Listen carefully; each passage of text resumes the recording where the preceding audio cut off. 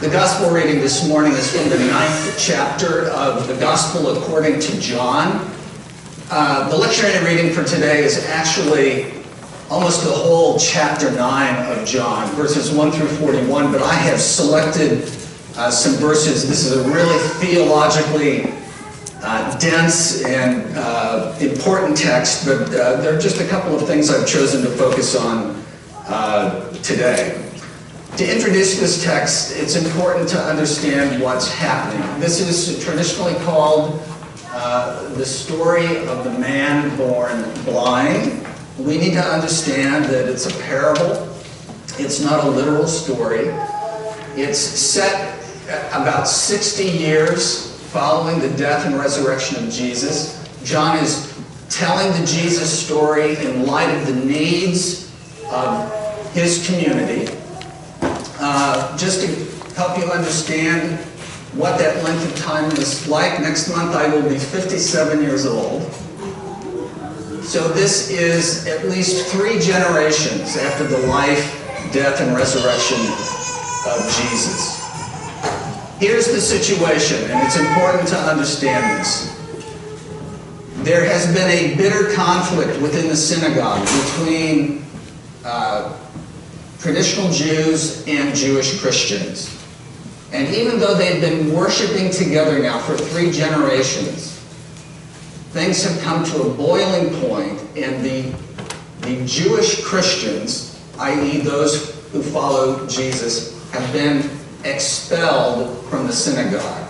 And this is a severe trauma. It's not like a modern-day situation in the Western world where if we get tired of a church or if something happens in a church we don't like, we just join some other church. Okay? This is a traditional society in which family and kin and neighbor ties are extremely important. So what's happened here is a severe disruption. Families have been torn apart. Neighbors are not speaking to one another. And just from a practical perspective, business ties have been severed. And it's almost now impossible for Jews who follow Jesus to marry traditional Jews. And so this is a really serious trauma that the Johannine community is dealing with. There are several metaphors in this story that John uses over and over again that we need to be aware of. Blindness, seeing, light, and darkness. The man born blind in the story is an archetype. He represents the Jewish followers of Jesus. He represents John's community, who, again, I said before, have been expelled from the synagogue, who are now able to see. As John put it, they once lived in the darkness of not seeing, but have now been changed by the light of the world. This is how they describe the Jesus experience. The Pharisees in the story are the religious leaders. They are people like me. They represent the religious establishment. They are the people who are educated and know all of the ins and outs of Judaism. But according to the writer John, they are the ones who are blind. So with this in mind, let us hear these selected verses from the Gospel according to John. As Jesus walked along, he saw a blind man from birth. When he had said this, he spat on the ground and made mud with the saliva and spread the mud on the man's eyes, saying to him, "Go wash in the pool of Siloam," which means sent. Then he went and washed and came back able to see. The neighbors and those who had seen him before as a beggar began to ask, "Is this not the man who used to sit and beg?" Some were saying, "It is he." Others were saying, "No, but it is someone like him." He kept saying, "I am the man." They brought to the Pharisees the man who had formerly been blind. Now it was a Sabbath day when Jesus made the mud and opened his eyes. Then the Pharisees also began to ask him how he had received his sight. He said to them, "He put mud on my eyes, then I washed, and now I see." Some of the Pharisees said, "The man is not from God, for he does not observe the Sabbath." But others said, "How can a man who is a sinner perform such signs?" And they were divided. So they said again to the blind man, "What do you say about him? It was your eyes he opened." He said, "He is a prophet. One thing I do know, that though I was blind, now I see." They answered him, "You were born entirely in sins, and are you trying to teach us?" And they drove him out. Jesus heard that they had driven him out, and when he found him, he said, "Do you believe in the Son of Man?" He answered, "And who is he, sir?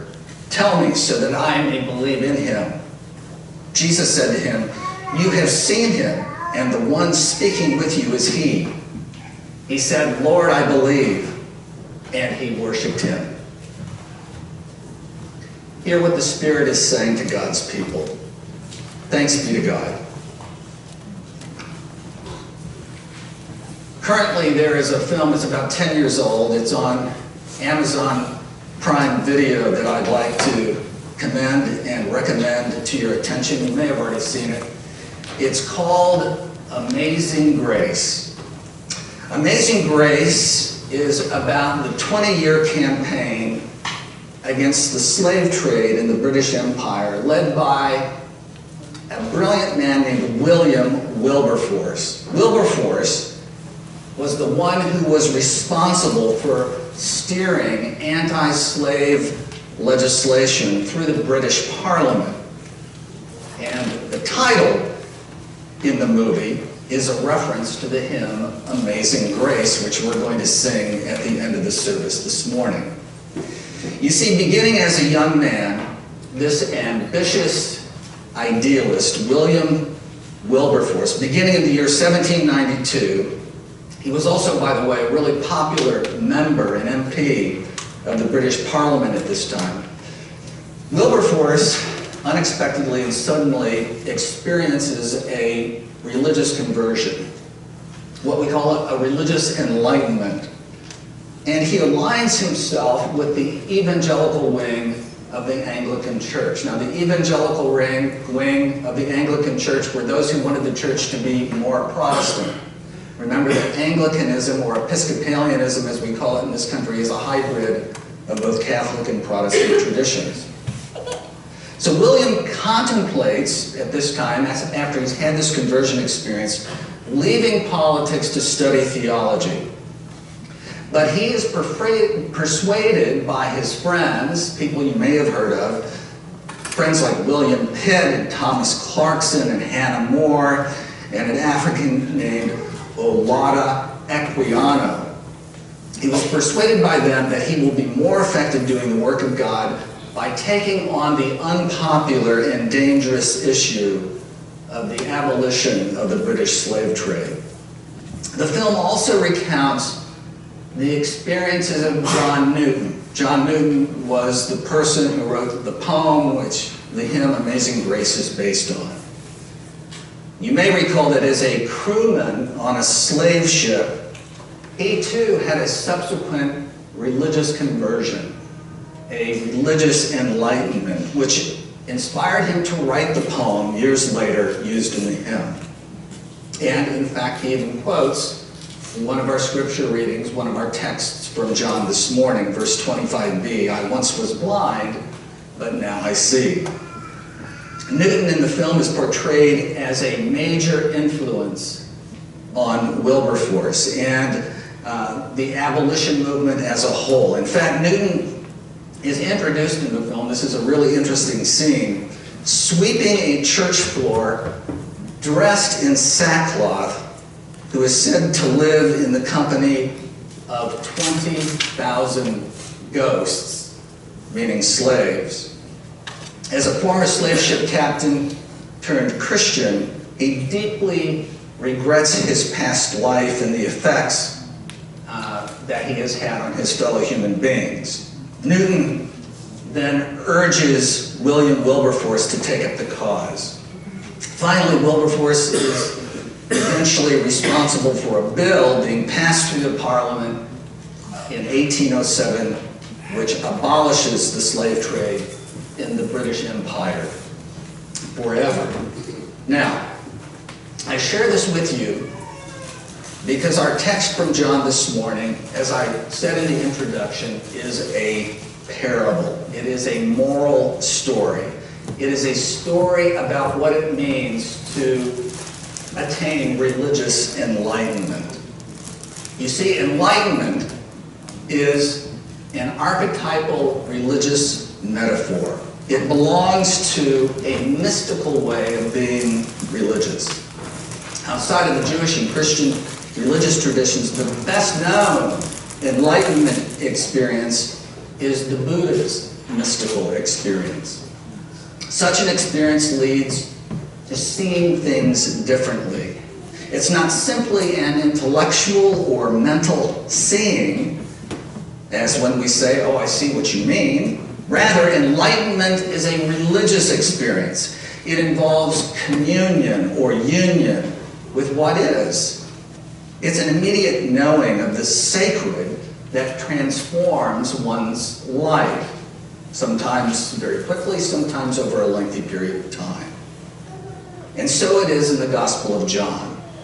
Enlightenment throughout the Gospel is a central metaphor for salvation.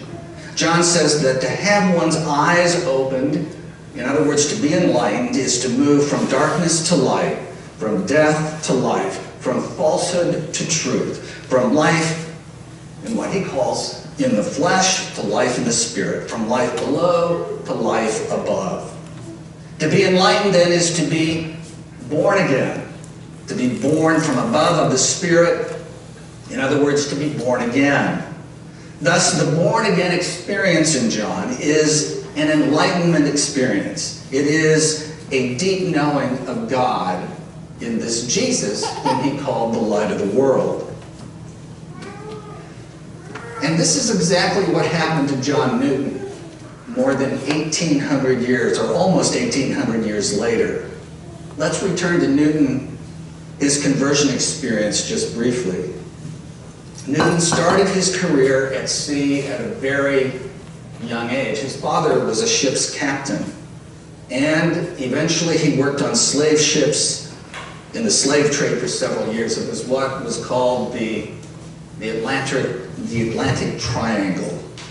After experiencing a period of Christian conversion, and Newton's conversion was not instantaneous, it took place over a period of years. Newton eventually renounced the slave trade, and he became a prominent supporter of abolitionism, living to see Britain's abolition of the African slave trade in 1807, which was the year that he died. He also, sort of at midlife, went into the ministry. He became an ordained Anglican priest. He served a community outside of London called Olney for about 20 years. And he also was a prolific hymn writer. We know the hymn Amazing Grace, but he also wrote a number of other ones that you may be familiar with, such as Glorious Things of Thee Are Spoken. He wrote in his own diary that he had formerly lived in darkness until he encountered the light of the world that permeated his darkness, enabling him to see, echoing the very words of our text from John.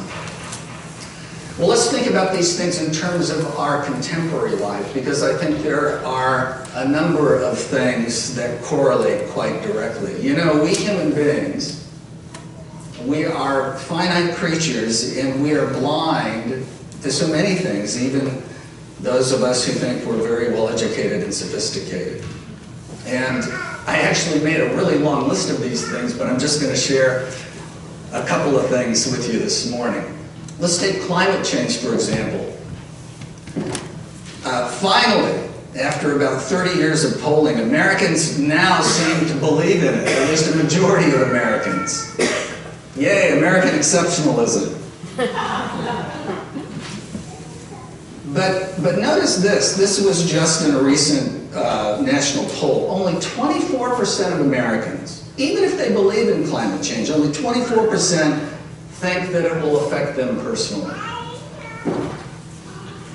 Memo, it's already affecting you personally. Or what about the need for universal health care? One of the things I often hear from some, they'll say something like, well, I'm happy with the health insurance provided by my employer. And the implication behind that statement is, well, why can't you just get a job that offers good insurance too?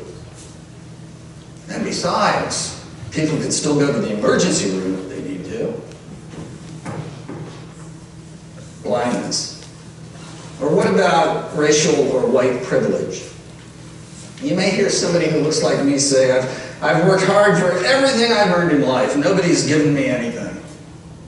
Completely unaware that the American system has favored whiteness, however that has been defined throughout history, and it's changed over time since the beginning. Even today, after the Civil Rights Movement, after the Brown versus Board of Education, we're actually a more racially segregated society than we were in the 1950s. According to a recent poll, 91% of white Americans' close friends are white. Or what about mass incarceration of mostly black and brown males over the past 35 to 40 years? You may hear someone say something to the effect, well, if you don't do anything wrong, you don't have anything to worry about, right? And besides, they may continue to say, I've never met anyone who's gone to prison. As if that makes it not a problem. Misogyny, homophobia, transphobia, xenophobia.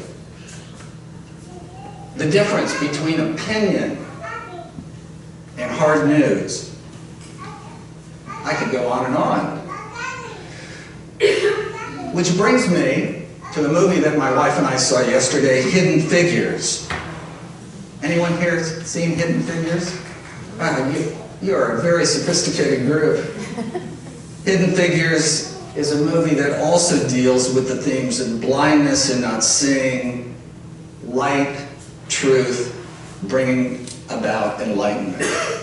For those of you who haven't seen it, and I'll try not to share too many spoilers, it's a biographical drama based on the nonfiction book of the same name by a woman named Margaret Lee Shetterly. Great book, by the way, if you're able to come across it.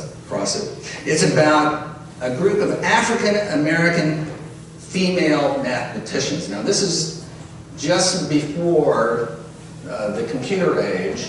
And these women are literally called human computers.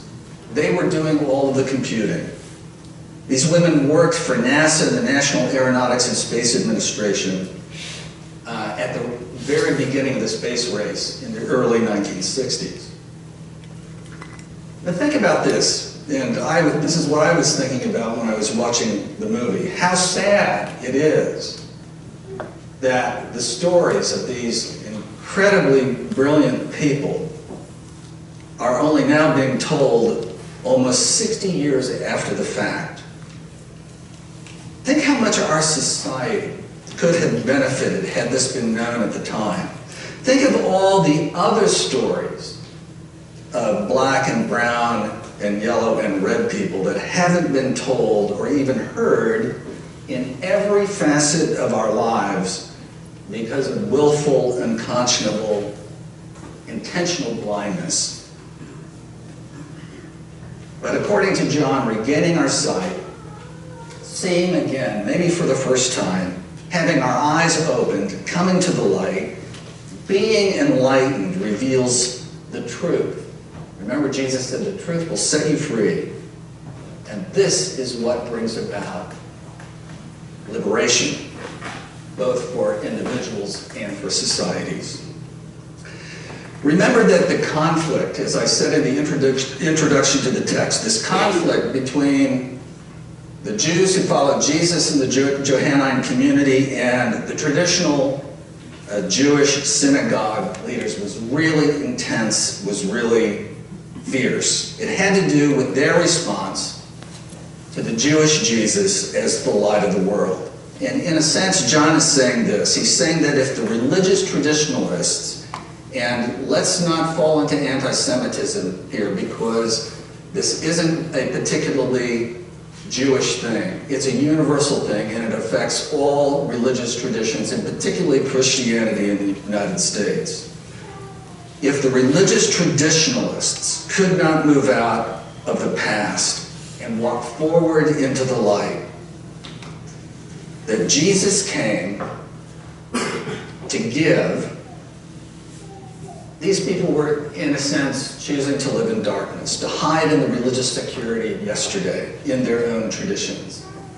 That, John asserted, is to make a virtue of closed minds. That is to pretend to be seeing when, in fact, one is blind. That is to act as if the truth of God had been or could be captured in the religious forms of the past. That is to refuse to step into the new life being offered, the new consciousness that invites the world into a new and unlimited understanding of what life is really all about.